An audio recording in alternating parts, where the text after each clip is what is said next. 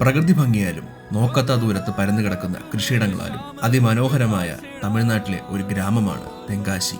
തെക്കിന്റെ കാശി അഥവാ തെക്കൻ കാശി എന്നത് ചുരുങ്ങിയാണ് തെങ്കാശി എന്ന പേര് രൂപപ്പെട്ടത്. ഈ പേര് വരാനുള്ള പ്രധാന കാരണം ഇവിടുത്തെ കാശി വിശ്വനാഥർ ക്ഷേത്രമാണ്. തെങ്കാശി പട്ടണത്തിന്റെ നടുവിലായി പടുകൂറ്റൻ ഗോപുരത്തോടു കൂടി നിൽക്കുന്ന ക്ഷേത്രമാണ് അരുൾമികു കാശി വിശ്വനാഥർ ക്ഷേത്രം. 1100 കാലഘട്ടങ്ങളിൽ ജീവിച്ചിരുന്ന പാണ്ഡ്യരാജാവായ പരാക്രമ പാണ്ഡ്യനാണ് ഈ ക്ഷേത്രം നിർമ്മിച്ചത്. രേഖകൾ പ്രകാരം ക്ഷേത്ര നിർമ്മാണം പൂർത്തിയായത് 1200കളുടെ മധ്യത്തിലായിരുന്നു. 7 നിലകളും 178 മീറ്റർ ഉയരവുമുള്ള ഗോപുരം നഗരത്തിന്റെ വിവിധ കോണുകളിൽ നിന്നും ദൃശ്യമാകും. പരമശിവനെ കാശി വിശ്വനാഥനെന്നും പാർവതി ദേവിയെ ഉലകമ്മനായും ഇവിടെ ആരാധിച്ചു പോരുന്നു.